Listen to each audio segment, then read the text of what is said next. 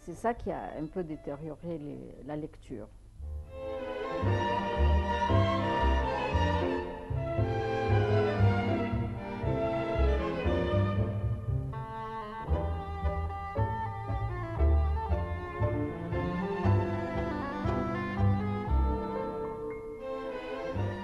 Malgré les difficultés de la vie en Égypte, le potentiel de l'Égyptien et surtout de la femme égyptienne est à admirer. L'Égyptien, il a un très grand potentiel.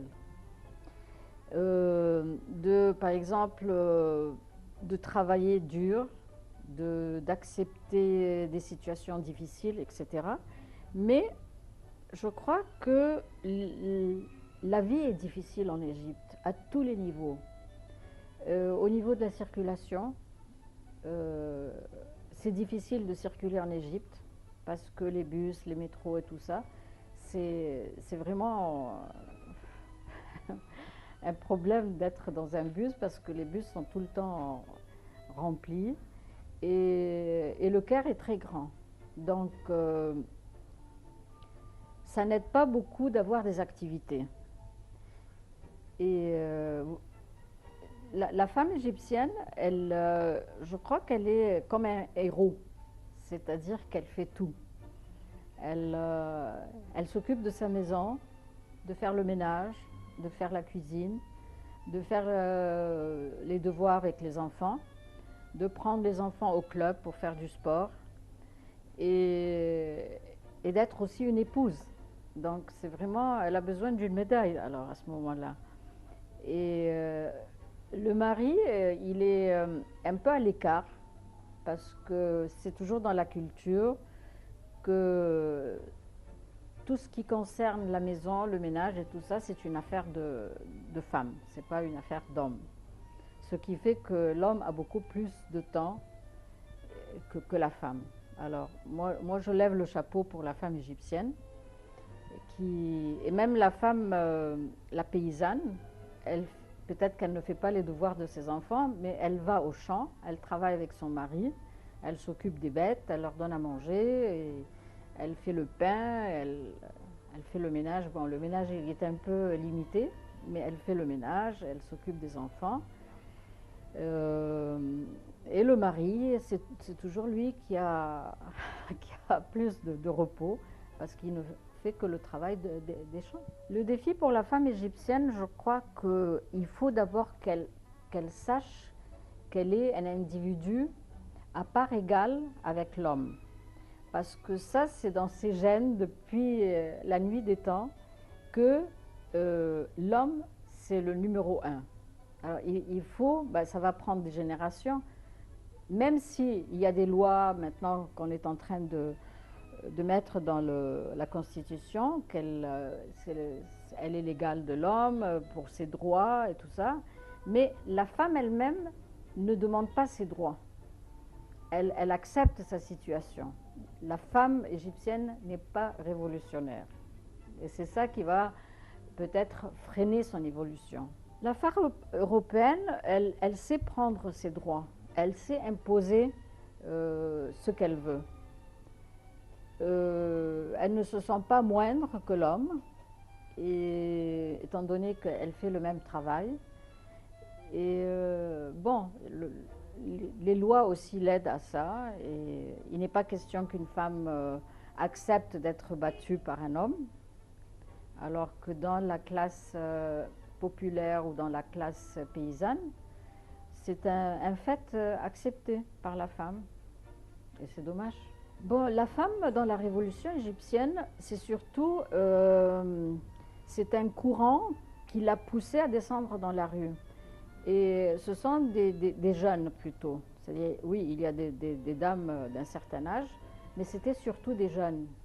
Et ça donne quand même un espoir que la femme va évoluer. Et peut-être que le moment était un moment tellement sublime que ça a fait pousser les femmes ou les jeunes filles à descendre dans la rue.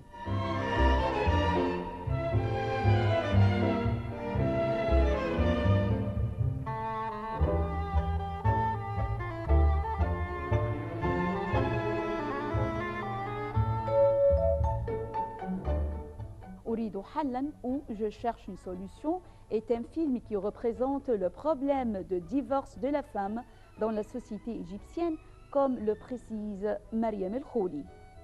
أريد حلا, si je cherche une solution, c'est un film qui parlait d'un problème qui existe toujours, qui n'est pas tout à fait résolu. C'est qu'une femme a beaucoup de difficultés à avoir le divorce. Et il y a eu une loi, mais enfin qui a suscité beaucoup de discussions, que la femme a le droit de demander le divorce et d'obtenir le divorce. Et ça, c'est tout à fait légal dans la religion, que la femme ou l'homme, les deux peuvent demander le divorce. Donc cette loi, c'est une loi qui est un peu révolutionnaire, puisqu'elle a permis aux femmes d'avoir le divorce. Mais ce film dont je vous parle, Je cherche une solution, c'était une femme qui avait la vie impossible, avec un mari horrible, et qui ne voulait pas divorcer. Alors, lui avait le droit de refaire sa vie, et elle, non. Elle était toujours liée par les liens du mariage, du contrat, à vivre avec cet homme. À vivre ou à ne pas vivre, de toute façon, elle était son épouse. Alors, le film, il présentait ce problème qui est tout à fait présent dans la société égyptienne.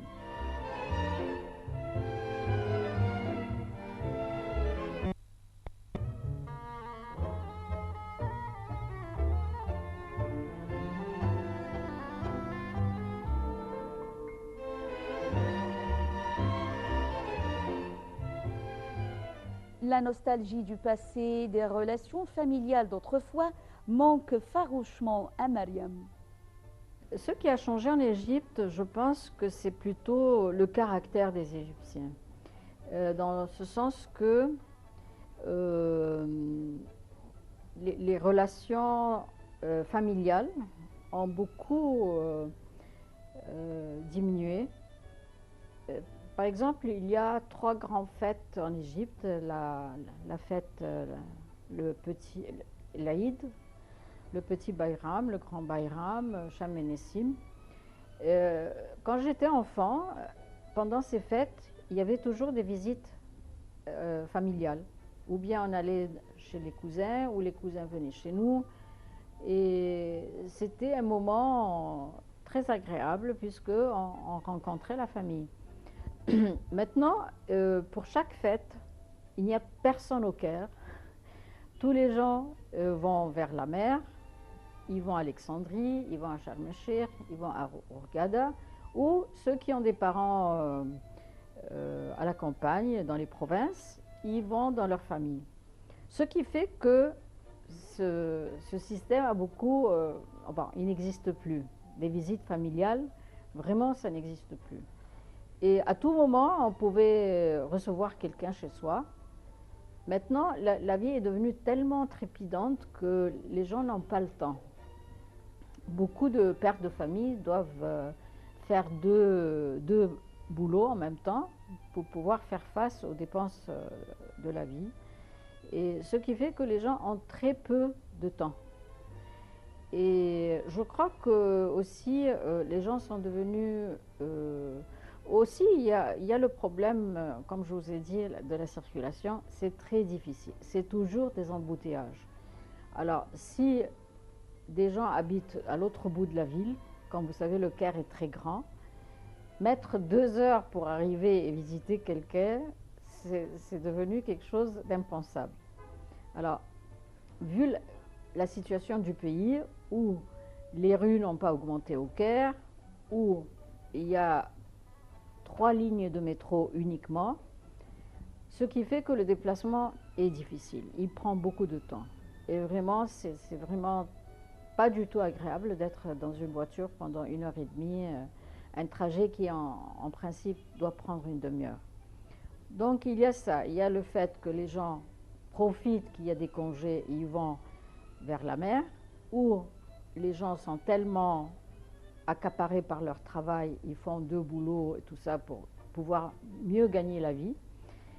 Ce qui fait que les relations familiales ont beaucoup diminué. Ça vraiment, c'est assez regrettable.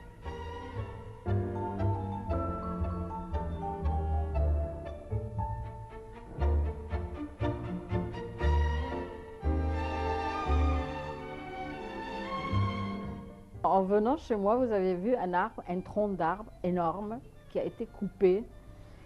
Et parce que, bon, la propriétaire pensait que cet arbre lui amenait des rats dans sa maison, etc. Donc c'est un arbre qui a 60 ans ou plus, je ne sais pas, parce qu'il monte jusqu'au 5e étage. Alors, c'est un arbre qui donne à la ville de l'oxygène, qui donne de l'arbre, en plus, qui est joli. Mais voilà, il a été coupé sans aucun regret.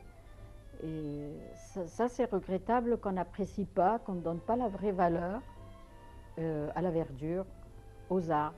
Il ne faut pas être très intelligent pour comprendre que l'arbre, ça nous donne de l'oxygène. Mais les gens n'y pensent pas parce qu'il n'y a vraiment pas de loi, ou il y a des lois qui ne sont pas appliquées. C'est ça le grand problème en Égypte, que c'est un pays qui n'applique pas les lois. Alors, si quelqu'un a été emprisonné ou il a payé une amende, une forte amende parce qu'il a coupé un arbre, alors les gens vont faire attention à ça.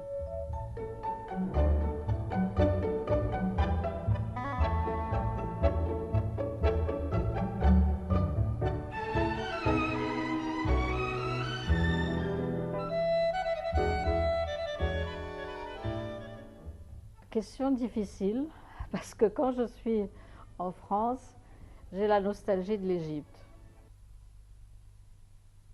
la nostalgie de la France. Donc je suis entre les deux. Voilà. Difficile de pouvoir prendre la décision. C'est-à-dire que la vie, au fait d'aller s'installer en France, par exemple, c'est que la vie est très chère. Donc il faut vraiment avoir les moyens. Comme je ne suis pas fonctionnaire de l'État et tout ça, je ne peux pas me payer le luxe de m'installer en France. Parce que les loyers sont très chers. Et j'habiterai un studio, par exemple, de 30 mètres carrés, alors que je vis ici dans un appartement de 250 mètres carrés, à un loyer tout à fait abordable.